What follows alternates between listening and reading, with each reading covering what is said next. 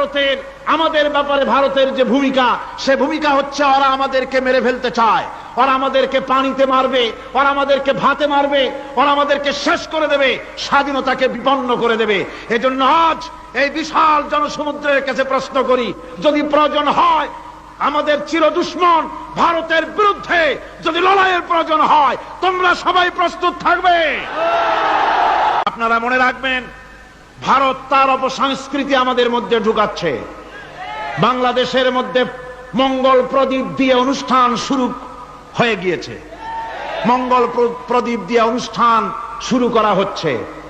তারপরে নববর্ষ উদযাপনের জন্য হিন্দুয়ানি কায়দায় উদযাপন করা হচ্ছে।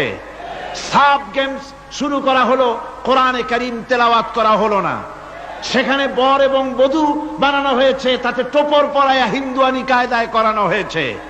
বাংলাদেশের কলেজ ইউনিভার্সিটির সামনে মূর্তি বসানো হতেছে।